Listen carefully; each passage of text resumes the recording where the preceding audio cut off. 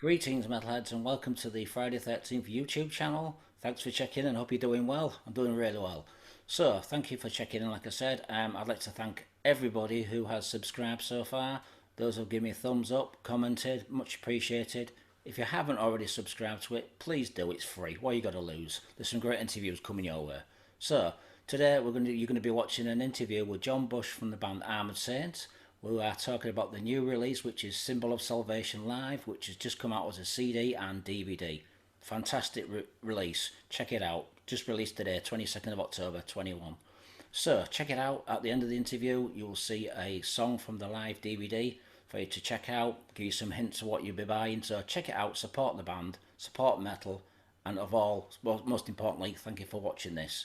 So, please subscribe. Like I said, it's free. Spread the word. Share the interview on Facebook, Twitter, Instagram, whatever. So thanks for watching. Stay safe, stay metal, and I'll see you all soon. Thank you for watching. Right then, we're talking to John Bush from the mighty Armored Saint. John, how are you doing, my Yeah, friend? How's things? everything is good. Everything is good. I'm happy. We're living life. We're excited about this new live record and DVD that's coming out from the Symbol of Salvation tour that we did, which was amazing. And um, we're good. All is well. We everybody's healthy at this point. And we're battling on as the rest of society is trying to do. Right then, have you seen the backdrop I have behind I me? did. That's very nice. It's great. It's awesome. It's Is it the first one you've had for the interview? Probably, and it looks great. It looks cool. It is a cool cover, and it's I need that as my wallpaper. A lot of people are saying to me, my friend said to me today that you look like you sat on a throne. Exactly. You do. Now, if it was a toilet for me, that would be the most ideal thing. But pull the chain here, yeah. Okay, John, I'm going to ask you some warm up questions first. As a singer, which vocalist inspired you to become a vocalist for a band? Wow. Well, my first connection with singing was starting in junior high school. I was probably in about eighth grade, so I was maybe 17, 16, 15, 14, around 13 years old.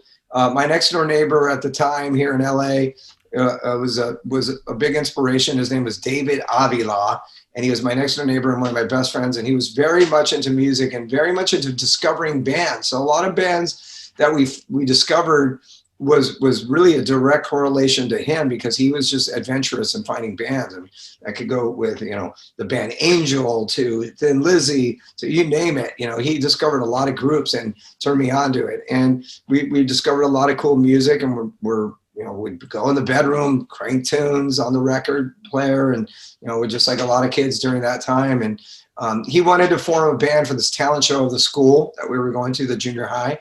And a lot of bands were just lip singing, playing a wooden guitar and just faking it. But he wanted to really put a band together. And he asked me if I wanted to be the singer. And I said, well, singer? And he goes, well, you just have a singer persona to you. You seem like a singer. I don't know, that's your personality. And I was like, okay. I never really sang. So I said, let me try to do it. So we ended up playing. Joey was in the band too. He was playing guitar, and we ended up playing Feels Like the First Time from Foreigner, which is a great song, and Rock and Roll by Led Zeppelin. And this was probably 1977 when this happened. And I probably sounded terrible. I wish I had a tape from it, because I'd like to hear that. I'm sure it was probably pretty awful. But the band was great, and in terms of the audience loved it. And we had six people in the band, guy playing keyboards, two guitars, bass, drums, and we rocked it, and it was fun. And that was my introduction to singing, and that got the ball rolling to saying, oh wow, maybe I do like being on stage and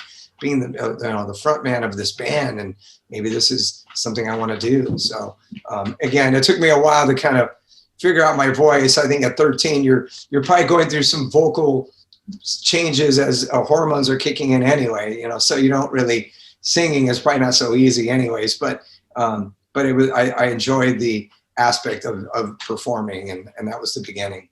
Right then, so which singers inspired you then? Which vocalists inspired you to become a singer? Oh wow, during that time, or you know No, In the whole time and your whole career, which bands are very back in the early days? Which singers inspired you? Wow. Huh. Well, I mean, there was probably many. You know, I actually I'll just say off the top of my head, somebody like Foreigner, you know, like, Lou Gramm was a great singer and, had this killer voice. And, it was somebody who I probably was really inspired by at that time, you know, in those early days.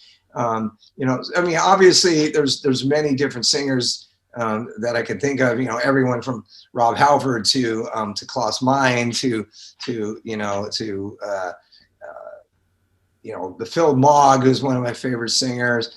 You know, the list goes on and on and on. I could think of different people. You know, I was really into Sweet, like Brian Connolly is a great singer, you know.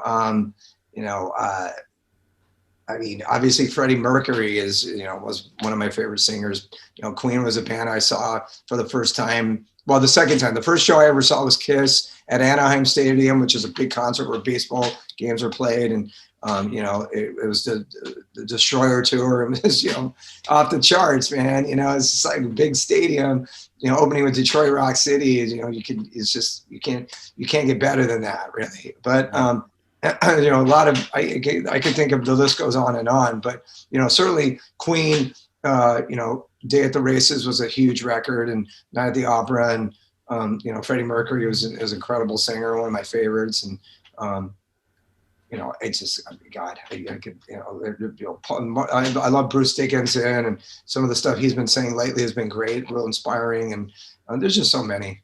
Have you actually been on stage with any of your inspirations? I have been on stage with Rob Halford, actually, because when Rob Halford was in Fight, they actually opened for Anthrax, which was weird. Halford opening for Anthrax, you know, but that's what happened during that time. It was a Sound of White Noise tour. It was the second run that we did, and you know, Fight opened, and it was awesome, you know, and watching Rob every night and singing Victim of Changes. I think I did it once with them, and Fresno, California, if my memory serves me correct. And I got on stage with them and did it. And I mean, sheesh, wow, what a, you know, special honor to do that. And, you know, he's one of my favorite singers of all time. And, you know, it's just, I was just finishing reading his book, actually. It was the one thing about his book, which I was a little disappointed, is I just wish he would talk more about singing techniques. He didn't talk that much about it, as much as I thought he would. But, you know, still the stories are great. And Rob is, you know, he's legendary. Judas Priest is my favorite band, though, disrespect to yourself. I mean, sure. Yeah. I mean, his singing was just something that, it was just, you know, there's just only a handful of guys that can really take it to that level. You know, obviously Ronnie James Dio is another one, and there's a handful, but you know, Rob he's kind of in a place by himself. He is just such an amazing vocalist. Right then, so moving on then, John. So when you look back at your very early albums with Armored Saint, which one would you say is your favourite and why? Well, I don't ever like choosing a favorite, really, in all honesty. I want to believe that everyone has their own kind of contributions in its own way. So that's kind of the way I see it. You know, March of the Saint was an album that was kind of just, you know, our introduction to the world, you know, obviously. And it definitely had some great moments throughout that album, you know, from March of the Saint, Can You Deliver, to Madhouse. And it was more of like kind of a straight ahead rocker record, you know, from front to back. But then Delirious Nomad kind of opened us up to being a little bit more diverse, you know, with songs like Aftermath and Over the Edge and Nervous Man. It kind of changed the style a little bit. And I think that it was kind of a rebellion to the way we were towards, probably towards our record company. Like, they kind of pigeonholed us after our first album, say, this is what we want you to do. Keep going in this style. And we were like, well, we don't want to. We want to do this now. And they're like, huh? And I'm like, yeah, you know, which probably was the beginning of a tumultuous relationship with Chrysalis, but it's just what we had to do in retrospect. We felt the need to kind of open our style up a little more. And out of a little bit of youthful rebellion. We were still only about 21, 22 years old when we were making Delirious Nomad. So we were still pretty young and very rebellious. And that's what we felt like we had to do. And then Raising Fear was a cool record because it was a record that, it had moments, but it was kind of disjointed because we made it at two different times. Like we made one half of it at one point, and then we went back in and continued writing and then made the second half. So I wouldn't want to make a record exactly that way, really, if I could avoid it, but that's just how it was. And so sometimes I think that record's disjointed, but I do think there's some great tracks on it, Chemical Euphoria and, the title track. And I always love Book of Blood and Underdogs. But, I think that Armored Saint records, they always have a lot of great tunes. Have we made a flawless record? Well, maybe it was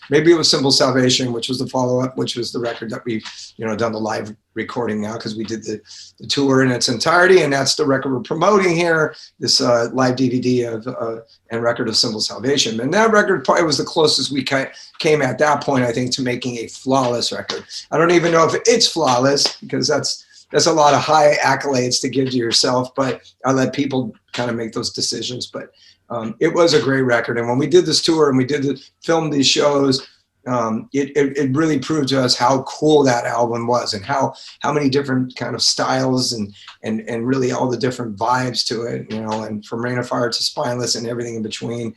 It really has a lot of different things going on, from Tainted Pass and Another Day, Tribal Dance, Truth Always Hurts. It's a really broad album. And like I said, playing it live every night, it kind of really, it just kind of exposed that even more to us. Right then, because not a lot of people know this, but you actually auditioned for Metallica, didn't you, just before the first album came out? Was that correct?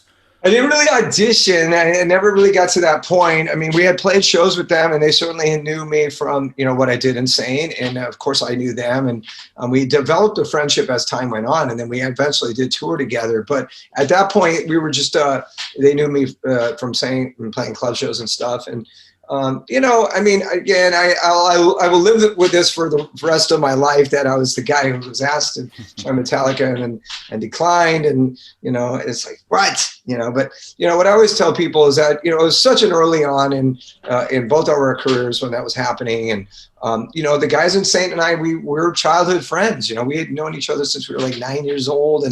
And we were rolling. Armored Saint was happening. So for me to just say, I'm out of here, I'm leaving to go join this band. And I knew Metallica, but I didn't know them that well. And it just didn't make sense because I was happy with Armored Saint. We were doing good. So it would be illogical for me to just leave. And granted, nobody had the foresight to see what happened with Metallica.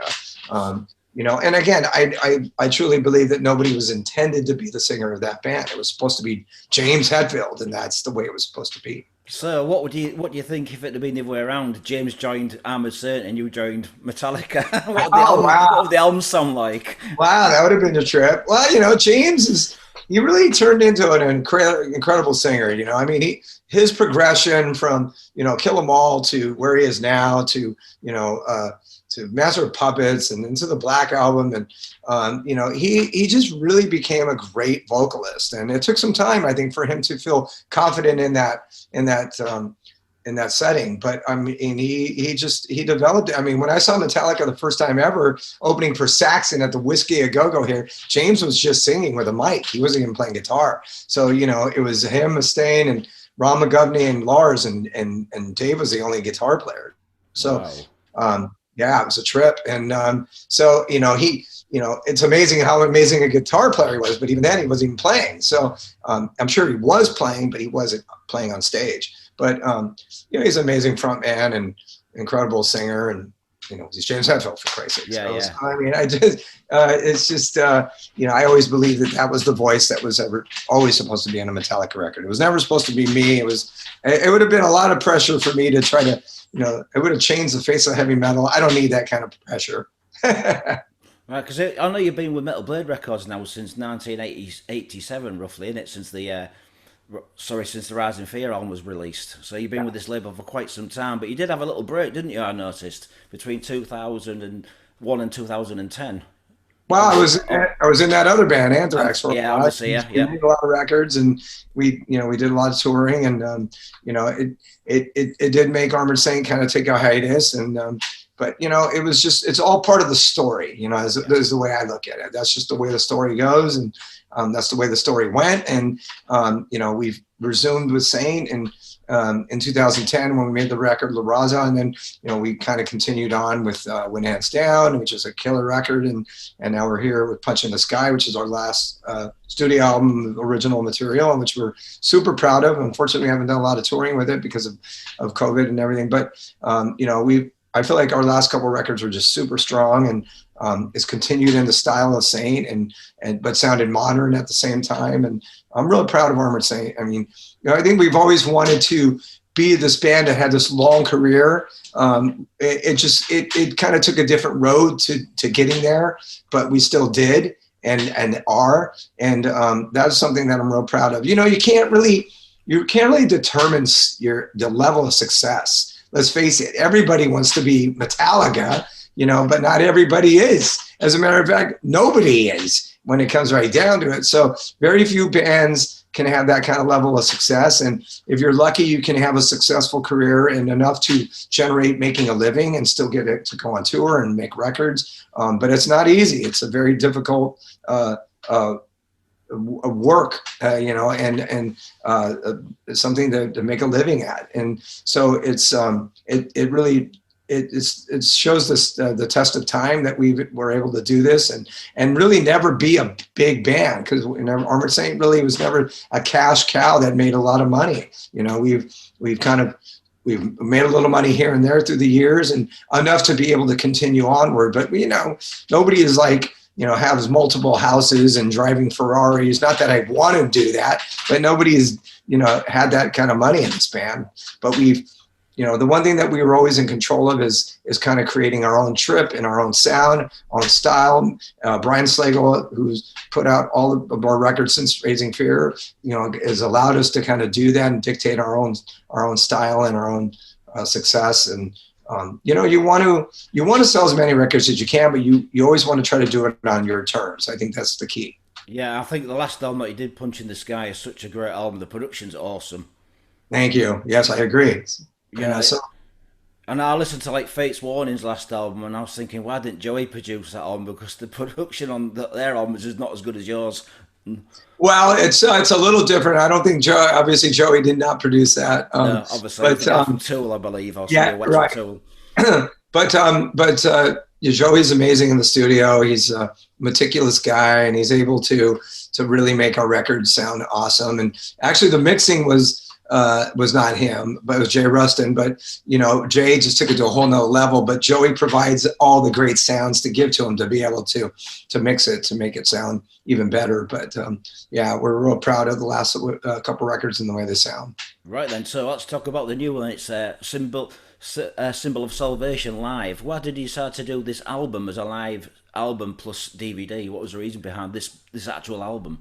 Well, I think it was Tracy Vera, Joey's wife, who runs is the president of Metal Base. She suggested to do a record in its entirety. Symbol seemed like the logical choice. It's kind of our cornerstone record. It's kind of bridges our past to our future, and like I said, it's a great album. So we always wanted to put out a proper live DVD from a concert, because all we had before were like these bootleg DVDs, which were fun, but they weren't like a professional show. So we decided, let's do a record in its entirety. We'll do a string of dates in Europe and America, and then we'll film it and we'll record it and then we'll put it out. And that was the objective. It took a couple years to get it together, but it's finally coming out now, and it's great. It's really cool. It's a great, like I said, a kind of a great display of this record and how cool this record is and how diverse it is. It was so fun to do the tour, and there's some fun banter that I do and explaining the origins of some of the songs, and the show's from New York City. The bulk of it is from the Gramercy Theater. We did it in black and white, so it kind of gives this classy touch, like it's an old film or something. And yeah, we're stoked about it. We're excited it's finally coming out. Right then, so I mean, obviously that album, Symbol of Salvation, was Pritchard David's last album that he did. Is that why you picked that one? Because it was like it meant something more to the band with it being his last album? Well, he didn't actually play on it other than the one lead that we were able to lift from the demos from the song Tainted Past that we were able to put on the original song back in 1991. So we do have Dave solo from that song on it. But, he did write a lot of those songs. So it is a strong connection to Dave for sure. And, Dave is, he was a big part of Armored Saint. I feel like he's always a part of Armored Saint. I always feel like he's there, no matter what's happening, we're performing live. I always kind of feel like Dave's kind of hanging out in the back, maybe sitting on the album, laughing at us, maybe throwing things at us. We're throwing some ice cubes or something at us. His presence is always there. It really is. It's a trip. So, like maybe the guys will play a lead here and there, or Joey will write a riff and it sounds like Dave. And I don't know if that's intended, was their intentions, or it's kind of this weird synergy that happens. But he's always going to be part of this band, even though he passed away in 1990. So yeah. He's been dead longer than he actually lived, which is crazy because he died at 26. So time goes on, can you do? But, we miss him, and, he left a lasting legacy that is forever. So it's great. And actually the cool thing is that we worked out a deal recently with, it's BMG, because I hear Chrysalis actually is coming back, but, they were kind of a defunct label for a while, but we worked out a deal where we were able to relicense the first 3 records, and Metal Blade is going to put those out. So it's going to be really cool because they're going to make vinyl of them, and those first records are going to be available again. And we worked out a deal with BMG where they forgave our debt, because we saw a big fat debt from recording costs with them, and they basically said, all right, we'll let you go, we'll let it go, and we'll start over, which was very nice of them. So we're excited. There's good things going on with our career, that are in connection to our past, and it makes you happy, because really, like I said, you really can't dictate your success.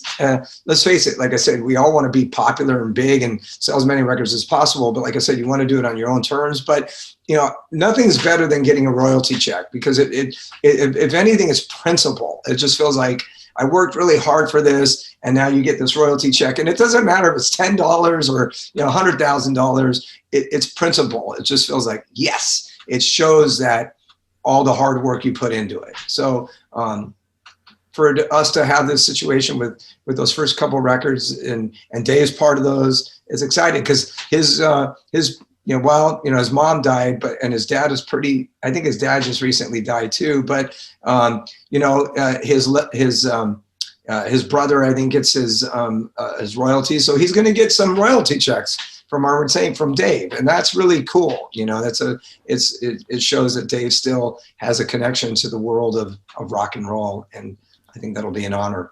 Good, because you said about re-releasing the first few albums on Metal Blade. Are they going to be remastered? I don't know exactly what the plan is. I hope so. It would be good to have them remastered. I don't know what kind of money we're going to put into it, in terms of. I mean, Metal Blade does such a spectacular job with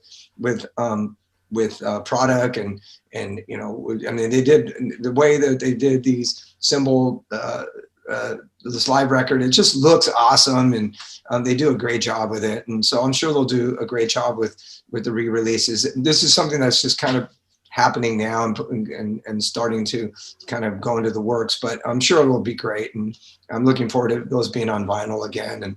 And hopefully we'll get them remastered. It would probably be something they could use. Right then, because you've got 4 bonus songs on this live album, demos. Are these ones with Dave on guitar?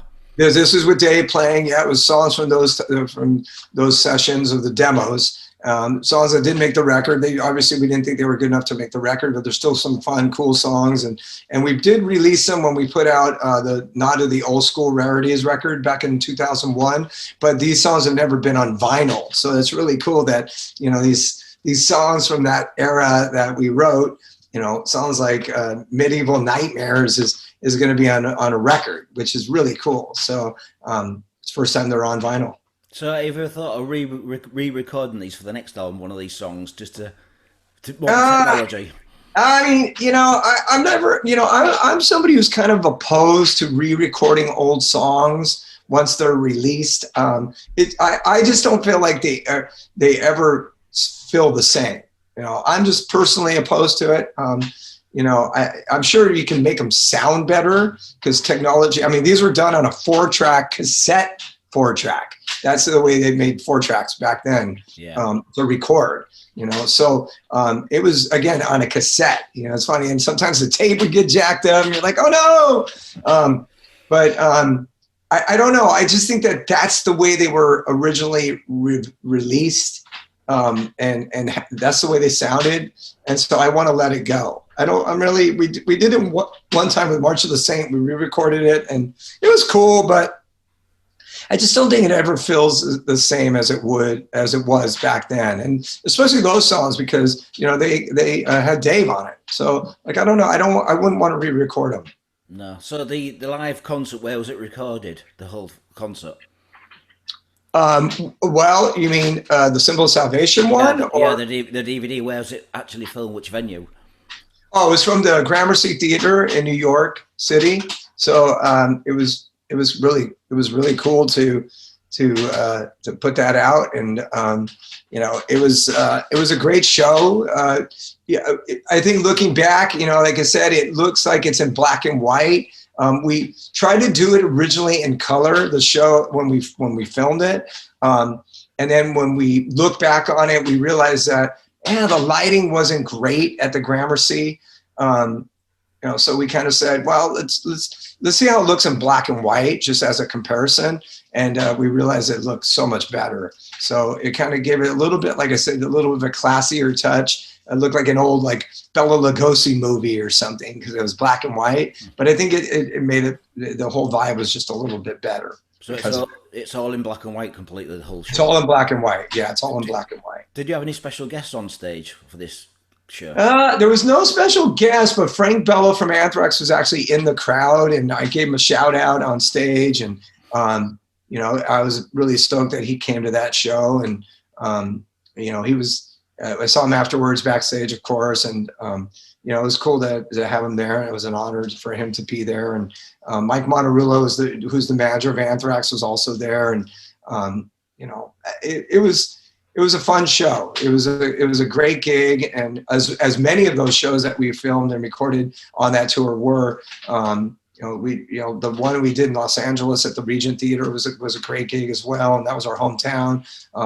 The show we did in Cleveland was great. We played in Boston on that tour. It was also a really fun show. But the Gramercy, there was something special about that one in New York.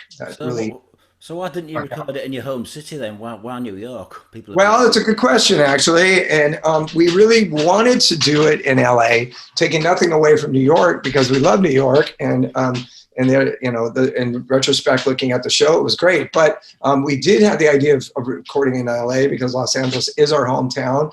But for some reason, it just, I don't think the venue gave us permission to film there, or if they were going to give us permission to film there, it was going to be a lot of money. And so we were like, well, screw you, So we didn't do it in LA, but the show was great in Los Angeles, and it was a stellar performance, and in Armored Saints history of playing in Los Angeles, it was one of our best shows ever in LA, and we've had a lot of good ones. So unfortunately, we just didn't film it there. But is there actually bonus material on this live DVD? Have you put anything extra on it? There's not going to be. We did, obviously, the way the show went is that we did the first 3 songs with the way we did it every night. We played March of the Saint, and then that went into Long Before I Die, and then that went into Chemical Euphoria, and those are the first 3 records chronologically. And then we did the Symbol in its entirety, part of the show.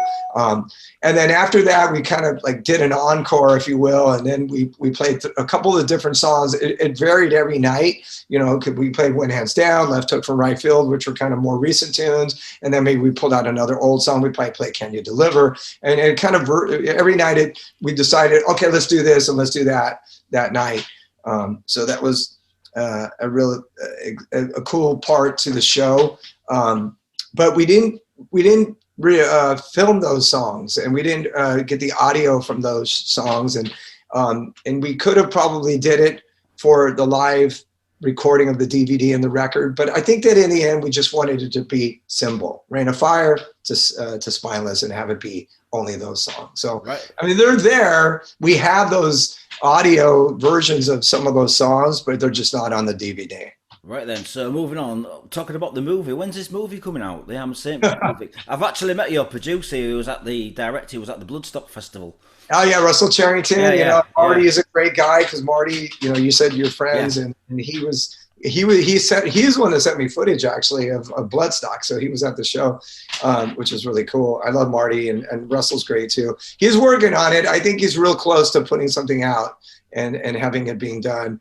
He was just waiting to get a lot of the other extra bonus stuff that would be, you know, flyers from back in the day and old vintage video that nobody else had. And he compiled tons of interviews of various people, everyone from, you know, Cliff Bernstein, who was our first manager, to Ron Fair, who signed us to Chrysalis, to Brian Slagle, of course, friends of ours, you know, you name it. It was, he's got a lot of really cool stuff that he was able to compile. And in the end, I think it'll be a really awesome part of Armored Saint's legacy is this movie. I'm excited to see it too, because I've only seen bits and pieces of it that Russell has showed us, but you know, we kind of let him run with it because it's kind of his baby. So in the end, I'm sure it'll be great, but it's kind of his thing. So hopefully maybe next year it'll surface finally. He said he's got some people at different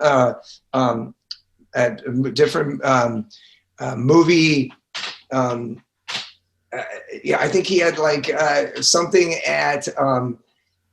I mean, it's not going to be at like Cannes Film Festival or anything, but he's got a couple film festivals that he said were interested in putting it out, and I think that'll be really awesome if he makes that happen. So you're going in for a Grammy then?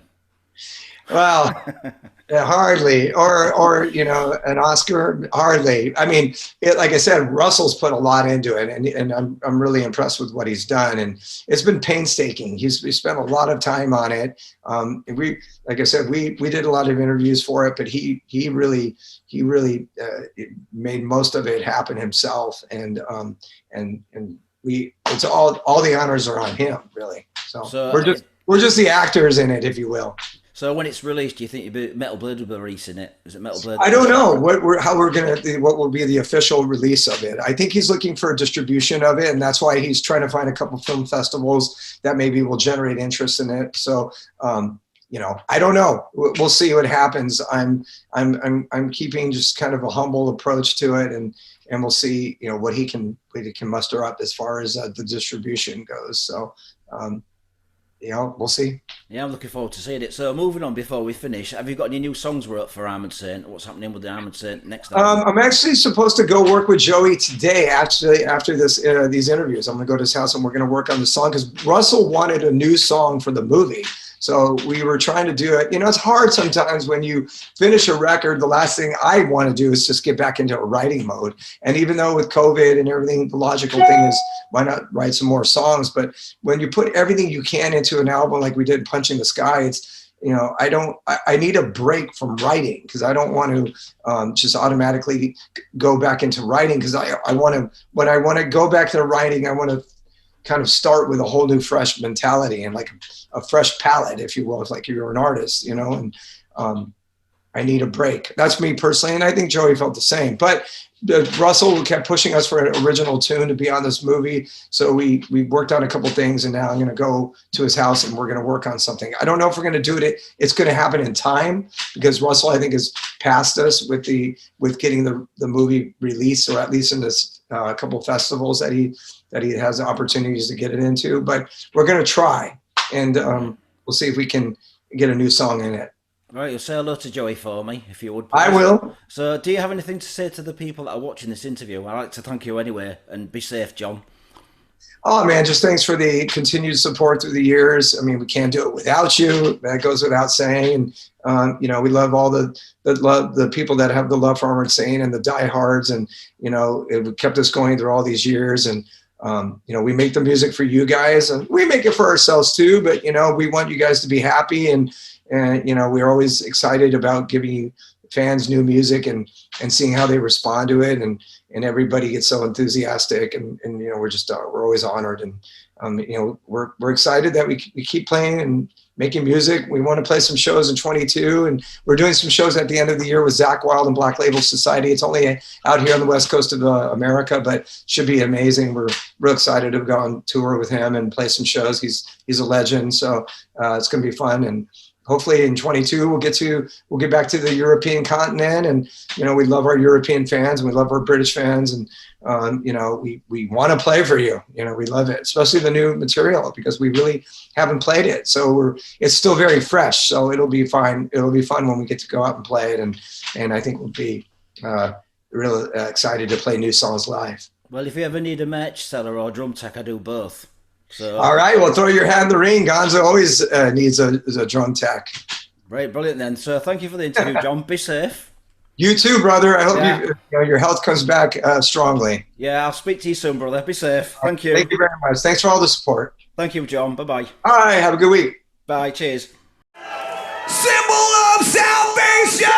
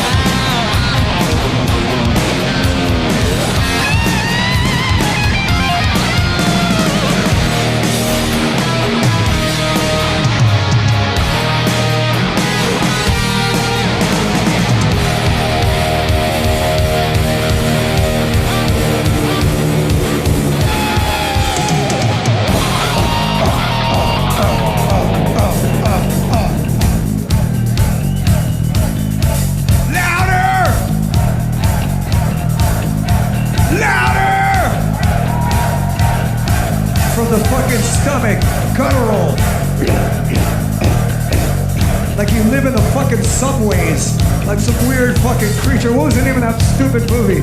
It was, I don't know, it had 4 letters. I remember from the 80s. It was cheesy. When you live in the subway. Come on! Guitars.